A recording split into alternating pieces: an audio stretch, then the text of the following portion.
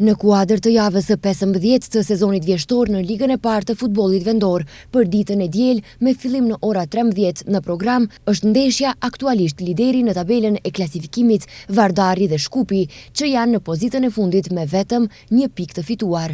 Takimi mes këtyre dy skuadrave gjithmonë ka qenë shumë i mirëpritur, por kësaj radhe favorit absolut është skuadra vendase. Por në pritje të ndeshjes Vardari Shkupi në rrjetet sociale është publikuar një porosi shqetësuese nga tifogrupi i Vardarit, Komiti Skopje, ku thuhet: "Ako se sretne me vobelja, nemoj ni da se nadevaš, jasno ti je zoshto, kade i koga, vonedela da ja tresne me sloga.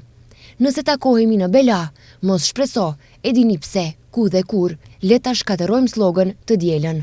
Ndeshja Vardari Shkupi zhvillohet të dielën me fillim në ora 13 në stadiumin e kampit stërvitor në Federatën e Futbollit të Maqedonisë.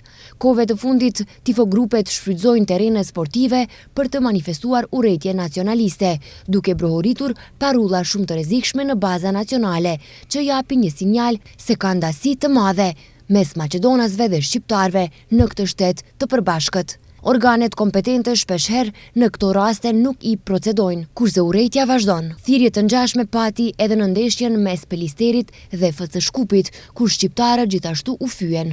Epilog nuk ka marrë edhe rasti i dy gushtit në sallën sportive të Kumanovës gjatë ndeshjes kualifikuese të basketbollit mes reprezentacioneve të Maqedonisë së Veriut dhe Rumanisë. Rasti më i frikshëm ishte me ndeshjen mes Pobedës dhe Shkëndijës së Haraqinës, ku u sulmuan futbollistët nga Haraqina tek dhomat e zhveshtores.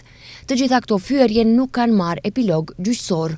Por shteti është treguar mjaft efikas për një rast ku një shtetas gjerman me komsi shqiptare, në natën e 5 gushtit, u arrestua në një rrugë në Shkup pak para se të fillonte ndeshja mes Shkëndijës dhe Karabagut. Faji i tij ishte se ka valvitur flamurin kuqezi me mbishkrimin autokton në pjesën e pasme të motocikletës. Gjykata e Shkupit e dënoi me procedurë të shpejtuar me 2 vite burg me kusht dhe 5 vite ndalesë për të hyrë në Maqedoni.